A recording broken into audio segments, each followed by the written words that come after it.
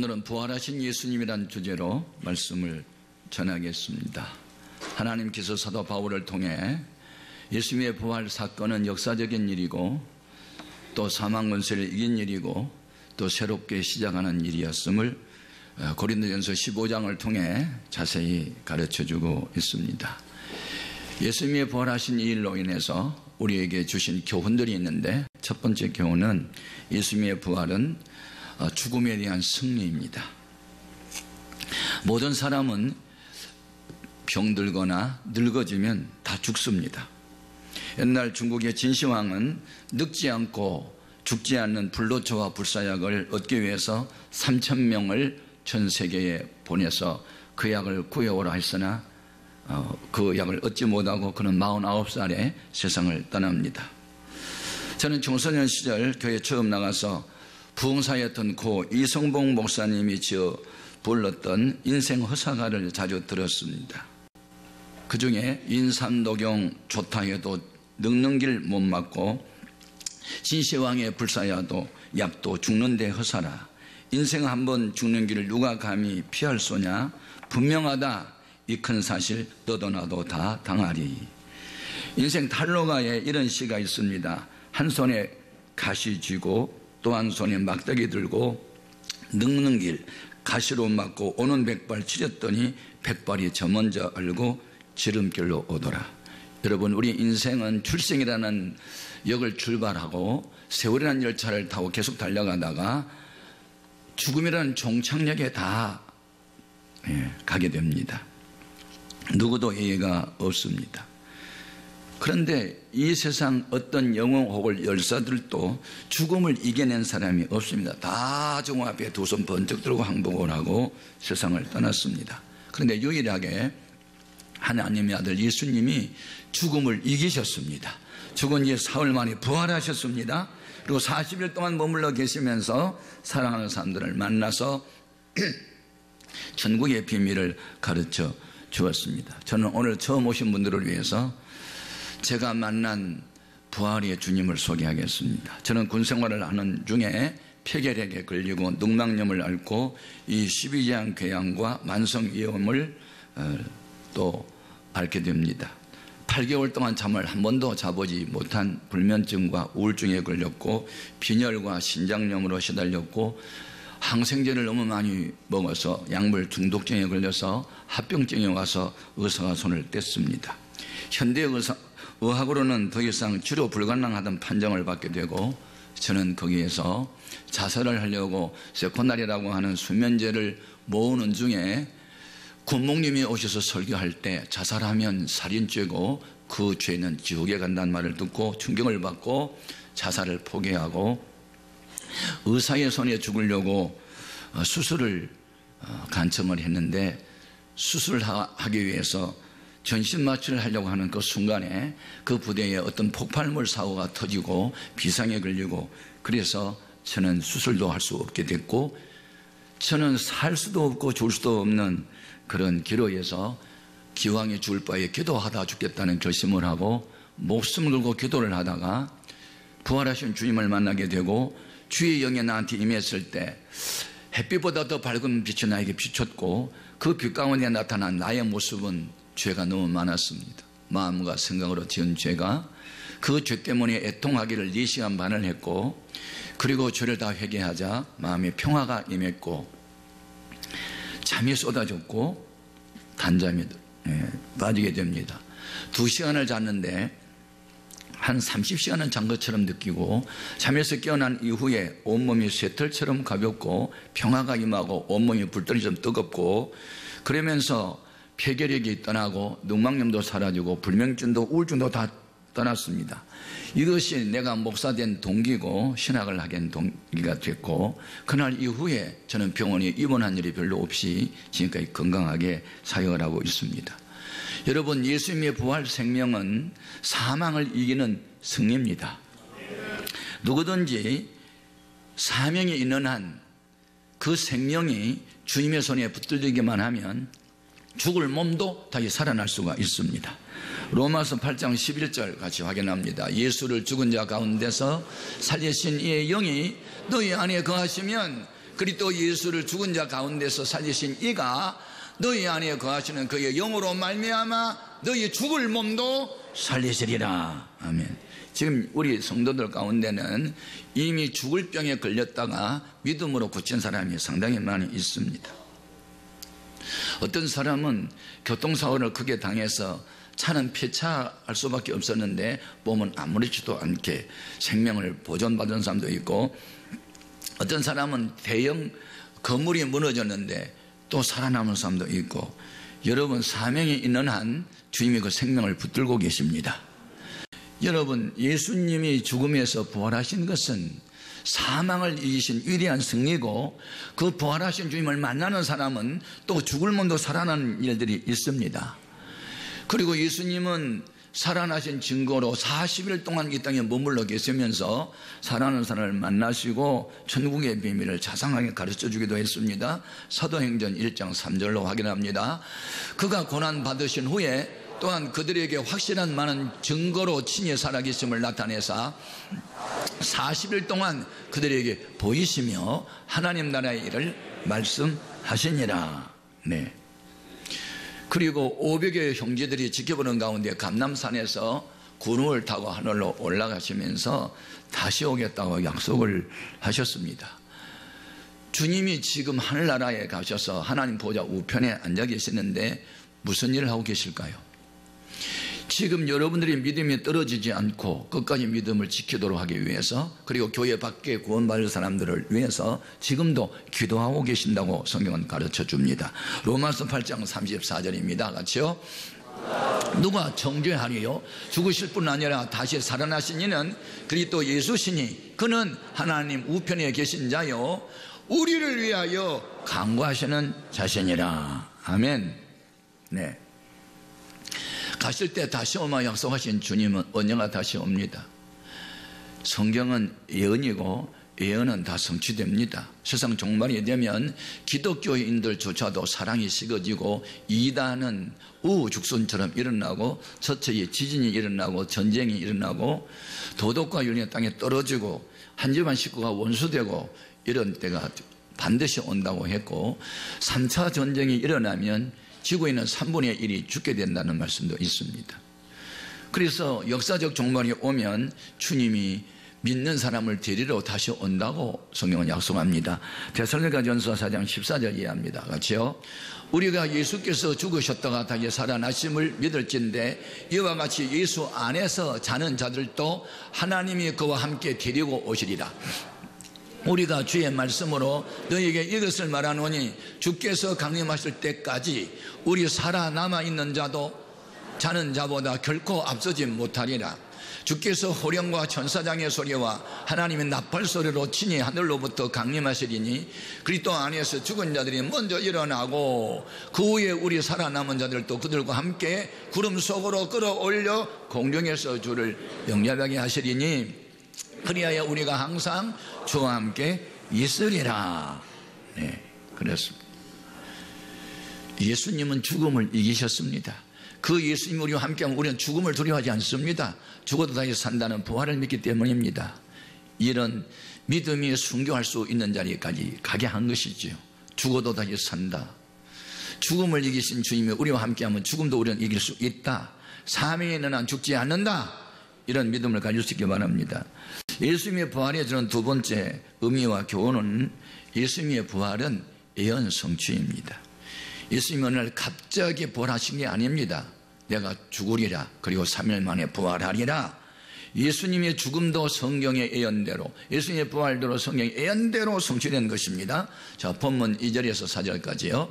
너희가 만일 내가 전한 그 말을 굳게 지키고 헛되이 믿지 아니하였으면 그로 말미암아 구원을 받으리라.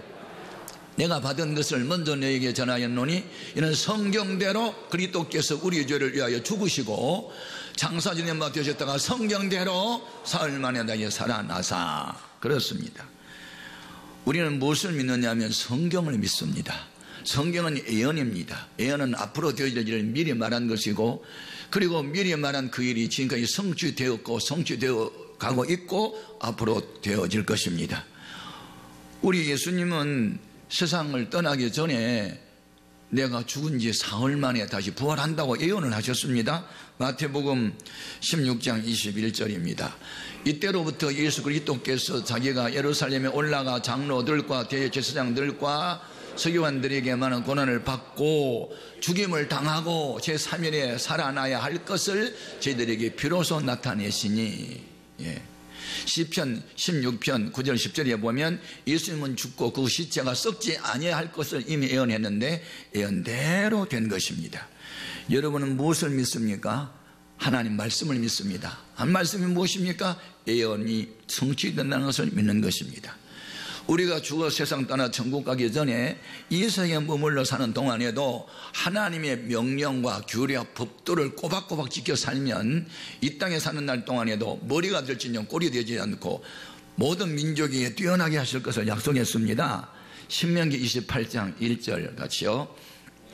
내가 내 하나님 여호와의 말씀을 삼가 듣고 내가 오늘 내게 명령하는 그의 모든 명령을 지켜 행하면 내 하나님 여호와께서 너를 세계 모든 민족 위에 뛰어나게 하실 것이라. 우리는 하나님의 음성을 역사 속에서 들을 수 있습니다. 기독교 2000년 역사 가운데 기독교를 국교로 삼든지 아니면 기독교 신자가 많아서 기독교의 가치관으로 삶을 살아가도록 하는 나라마다 세계에서 그 당시에는 최고의 나라가 되게 하셨습니다. 예를 들어서 313년 콘스탄티누스가 로마를 기독교를 국교로 선포할 때부터 로마는 세계에서 가장 부강한 나라가 돼서 로마의 법을 배우려고 로마로 유학을 가고 모든 나라의 길은 로마를 향해서 길이 열렸습니다. 영국의 빅토리아 여왕 때 선교사를 많이 파송했을 때 영국은 최고의 나라로 하나님이 부상시켰고 해가 지지 않는 영토를 주셨습니다. 아프리카, 홍콩까지 다 영국의 영토가 됐죠. 1620년 청교도들이 대성을 건너 미국이라는 나라를 만들었고 기독교 가치관으로 미국이 섰을 때 세계에서 가장 위대한 나라가 되게 했습니다. 이것이 신명기 28장 1절의 말씀이 이루어지는 것입니다. 지금 우리나라에서 다른 나라의 선교사를 2만 5천 명 정도 파송했습니다. 대단합니다. 기독교 역사 134년 만에 이렇게 기독교 인구가 많아지고 선교사를 많이 파송한 나라가 별로 없습니다. 두고 보십시오. 우리나라 세계에서 최고의 나라가 반드시 됩니다.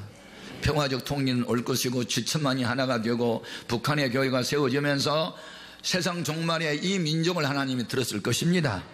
저는 거기에 소망을 두고 있습니다. 또 여러분이 개인적으로도 말씀을 따라서 하십시오.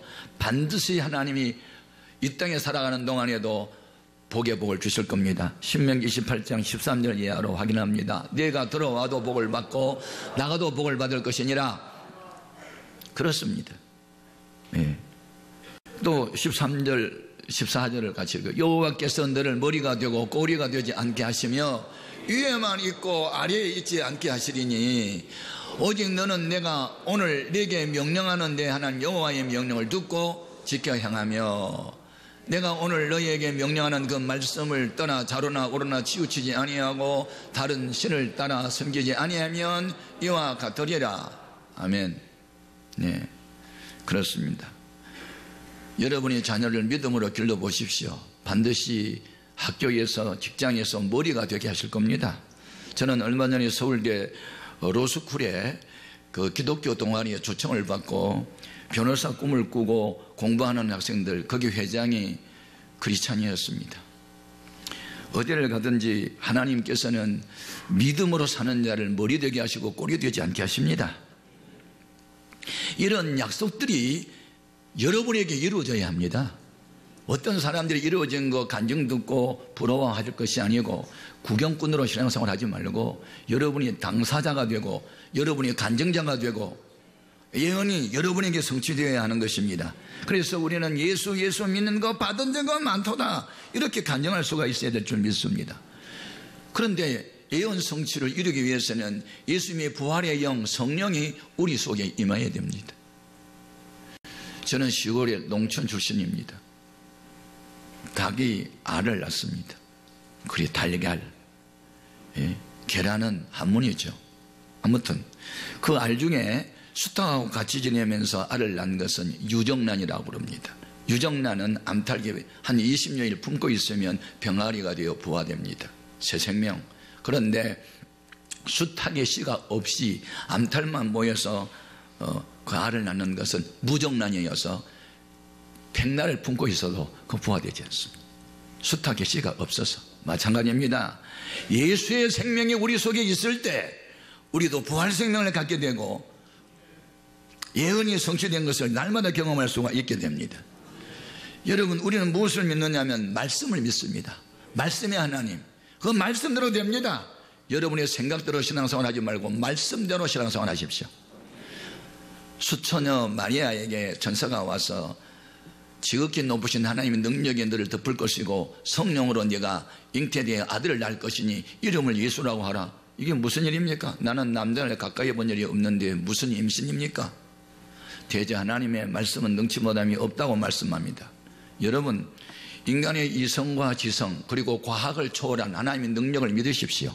하나님이 그렇다고 말씀하면 그냥 됩니다. 그래서 의심하는 마리아에게 천사가 힘주하는 말이 있습니다. 누가복음 1장 37절 그렇죠? 대저 하나님의 모든 말씀은 능하지 못하심이 없느니라. 못하심, 없음 다 부정적이죠. 이중 부정은 뭐다? 강한 긍정이다. 절대적이다. 하나님의 말씀은 반드시 이루어집니다. 앞으로 여러분 환경을 붙들고 살거나 마음의 느낌을 붙잡지 말고 영원히 변함없는 말씀을 붙잡으십시오. 그 말씀이 여러분을 능력 있는 삶으로 이끌어 주실 줄 믿습니다. 더욱이 영적인 일, 전도를 한다든지 영적 전쟁에서 이긴다든지 하나님의 일을 한다든지 하는 것은 인간의 노력으로 된 게 아닙니다. 성령의 능력으로 됩니다. 스가랴서 4장 6절입니다. 지어 그가 내게 대답하여 이르되 여호와께서 스룹바벨에게 하신 말씀이 이러하니라. 만군의 여호와께서 말씀하시되 이는 힘으로 되지 아니하며 능력으로 되지 아니하고 오직 나의 영으로 되느니라. 그래서 성령을 받아서 세상을 이겨야 합니다. 교회 다니는 교인이 아니고 성령을 받은 성도가 되어야 하고 세속에 물들지 않고 세상을 변화시키는 능력인 크리스찬이 되어야 하는 것이죠. 이런 능력이 없을수록 사람은 사람을 의지하거나 권력을 의지하거나 돈을 의지하거나 그렇습니다. 요새 여러분 권력 무상을 좀 느끼셨습니까? 믿음이 없을수록 사람을 자꾸 의지합니다. 돈을 의지합니다. 그러나 결과는 어떻게 될까요? 외로운 사람이 될 겁니다. 그리고 실패자가 될 것입니다. 사람은 믿음의 대상이 아니고 사랑의 대상일 뿐이고 믿음의 대상은 주님밖에 없습니다. 예레미야 17장 5절 6절로 확인합니다. 여호와께서 이와 같이 말씀하시니라. 무릇 사람을 믿으며 육신으로 그의 힘을 삼고 마음이 여호와께서 떠난 그 사람은 저주를 받을 것이라. 어떻게? 그는 사막의 떨겨나무 같아서 좋은 일이 오는 것을 보지 못하고 광야 간조한 곳 건건한 땅 사람이 살지 않은 땅에 살리라. 앞으로 여러분 나보다 힘이 있는 어떤 사람이나 권력을 가졌거나 돈을 가진 사람보다는 그 모든 것의 주인 되신 주님을 더 의지하십시오. 우리 교회 성도들 가운데는 이 몸이 약한 사람들을 이렇게 부축하고 교회에 오는 사람들도 있고 또 시각장애인과 동행하고 길을 안내하는 사람도 있고 참 그들을 바라보면 감동을 받습니다. 그들 속에서 예수님을 발견합니다. 바리새인처럼 기도 잘하고 금식 자랑하고 그런 게 아니고 실제 삶의 현장에서 사랑을 실천하는 사람들 말이죠. 예? 이 사람들은 예언의 말씀을 꼭 붙들고 있습니다. 그들은 사람을 의지하지 않습니다. 하나님을 의지합니다. 왕이시면서도 종처럼 섬겼던 주님의 모습으로 살아보려는 그것은 예언 성취를 믿는 사람들입니다. 그런 사람들은 반드시 어려움이 와도 빛이 청청한 물가에 심긴 나무처럼 됩니다. 예레미야서 17장 7절 8절 같죠? 그러나 물은 여호와를 의지하며 여호와를 의뢰하는 그 사람은 복을 받을 것이라. 그는 물가에 심겨진 나무가 그 뿌리를 강변에 뻗치고 더위가 올지라도 두려워하지 아니하며 그 잎이 청청하며 가문원 내에도 걱정이 없고 결실이 그치지 아니함 같으리라. 그렇습니다. 초대교회 성도들이 그 박해 가운데서 믿음을 지킬 수 있었던 것이 뭐냐면 우리가 이 고난 가운데도 믿음을 지키면 이 고난, 이 역경, 주 안의 소가 절대로 헛되지 않는다는 걸 믿었기 때문입니다.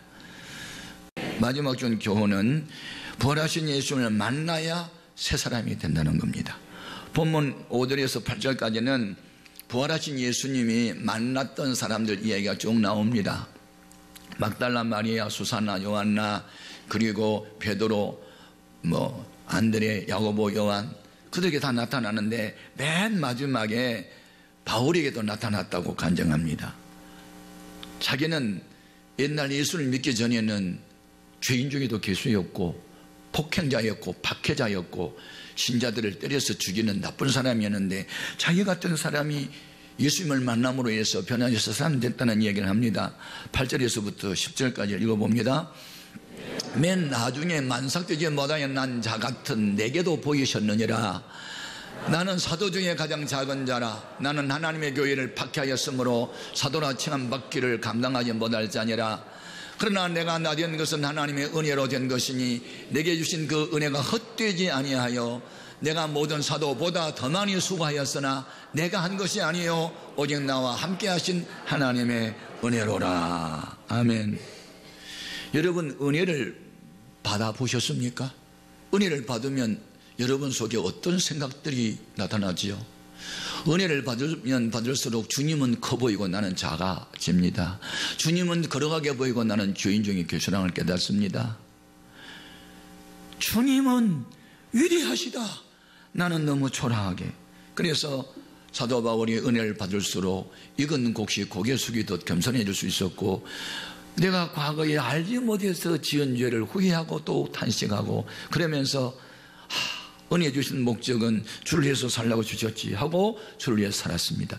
그가 예수 믿기 전에 어떤 사람이었는지, 왜 그런 죄를 범했는지 그는 자기 죄를 공개합니다. 디모데전서 1장 13절 같이요. 내가 전에는 비방자요 박해자요 폭행자이었으나 도리어 긍휼을 입은 것은 내가 믿지 아니할 때 어때서 알지 못하고 행하였습니다. 우리도 한때 알지 못해서 조상신을 잘 섬겨요. 복받은 줄 생각하고, 산에 가면 산신령, 물에 가면 여왕신, 절에 가면은 무슨 부처, 그것들이 우리를 도와준 줄 알고 속아 살았잖아. 이 세상 풍속, 이사도 마음대로 못 가고, 결혼 날짜도 따로 또 잡아야 되고, 그렇게 살던 우리가 알지 못해서 그랬다. 그런데 알고 보니까 이건 다 헛되고 다 귀신의 장난이고 속임수고 이제 깨달았다 하는 것입니다. 여러분, 은혜 중에 큰 은혜는 깨달음입니다. 오늘 우리는 빛이 와야 모든 것이 드러난 것처럼 하나님의 성령의 조명이 비춰왔을 때 내가 죄인임도 알게 됩니다. 바울이 은혜를 받을수록 자꾸 죄가 생각났습니다. 그래서 회개하다 보니 겸손해지고 또 은혜를 받다 보니 더 주의 사랑에 감사하고, 그래서 주와 복음을 위해서 살겠다고 결심을 하게 된 것입니다. 그리고 내가 다른 사람보다 더 많이 일을 했습니다. 교회도 많이 세웠습니다. 전도도 많이 했습니다. 죽은 사람도 살렸습니다. 병든 사람도 고쳤습니다. 하지만 이것은 내가 아니고 내 안에 계신 주님이 하셨습니다. 이것이 부활 생명을 모시고 살아가는 사람의 모습입니다. 우리는 바울의 믿음을 우리의 믿음으로 받아들여야 됩니다. 자, 본문 말씀 1절에서 2절 같이 읽겠습니다. 형제들아, 내가 너희에게 전한 복음을 너희에게 알게 하노니 이는 너희가 받은 것이요 또 그 가운데서 선 것이라. 너희가 만일 내가 전한 그 말을 굳게 지키고 헛되이 믿지 아니하였으면 그로 말미암아 구원을 받으리라. 하나님 말씀을 들을 때 귀로 듣지 마십시오. 히어링이 아니고 리스닝을 하십시오. 가슴에 새겨 들으십시오. 그리고 그 말씀을 지키십시오. 그 말씀 따라서 하십시오. 그러면 구원을 받으리라. 이 구원은 죽어 천국 가는 구원뿐만 아니고 이 환난에서, 질병에서, 사고 많은 세상에서도 보호받고 인도받는 것도 구원이시니 이와 같은 구원이 여러분 있기를 바랍니다. 구원은 죽은 뒤에 받은 것이 아니고 받은 구원을 지키다가 영생에 들어가는 것입니다. 구원받은 사람은 언제나 주님의 손에 이끌려 살고 주님 손 붙들려서 살고 이렇게 이끌려 사는 역사 있기를 바랍니다.